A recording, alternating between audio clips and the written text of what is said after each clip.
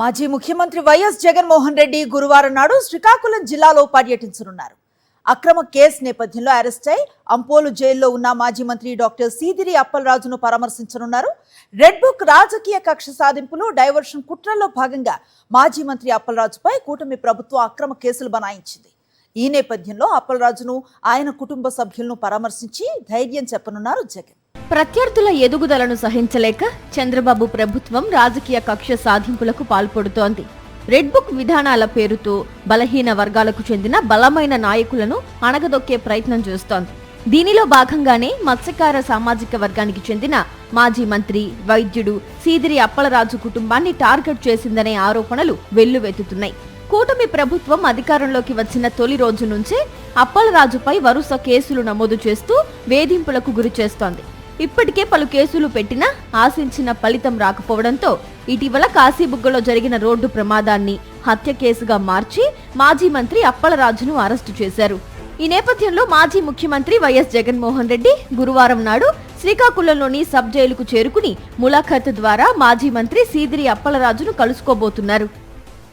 కూటమి ప్రభుత్వం అధికారానికి వచ్చిన మొదటి రోజు నుంచి కూడా ఎన్నికల ఫలితాలు వచ్చిన తర్వాత కక్ష సాధింపులు, దౌర్జన్యాలు, మోసాలు, అనేక రకాలైన ఇబ్బందులు మన నాయకులందరికీ పెట్టడం జరుగుతోంది. ప్రజలతో పాటు నాయకులు కూడా మరి అనేక మంది, మిథున్ రెడ్డి కానీ, చెవిరెడ్డి కానీ, చాలామంది నాయకులకి మరి అది చివరికి అప్పలరాజు వరకు వచ్చింది. కక్ష సాధింపుకైనా ఒక అర్థం ఉండాలి. ఏదైనా ఒక తప్పు చేస్తే కక్ష సాధించడం వేరే. కొడుకు మోటార్ సైకిల్ యాక్సిడెంట్లో ఒకడు చనిపోతే దానికి కొడుకుని రోడ్డు యాక్సిడెంట్ని ఒక మర్డర్గా చిత్రీకరణ చేసి ఏ కక్షా కార్పణ్యం లేని ఒక వ్యక్తి మీద యాక్సిడెంట్ జరిగింది.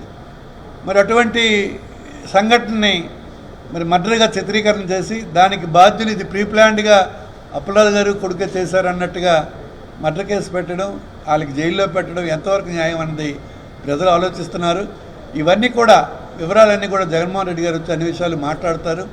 మరి అప్పలరాజు గారికి సంఘీభావం తెలియజేసినట్టుగా జైల్లో ములాఖత్కి రావడం జరుగుతుంది. కనుక చంద్రబాబు కక్షపూరిత రాజకీయాలు చేస్తూ విపక్ష నాయకులపై అక్రమ కేసులు బనాయిస్తున్నారని కూటమి పాలకుల తీరును ఎండగట్టారు వైఎస్ఆర్సీపీ నేతలు. జగన్ శ్రీకాకుళం పర్యటన సందర్భంగా జిల్లా వ్యాప్తంగా ఉన్న మత్స్యకారులు పెద్ద ఎత్తున హాజరు కాబోతున్నారని వైఎస్ఆర్సీపీ నేతలు తెలియజేశారు.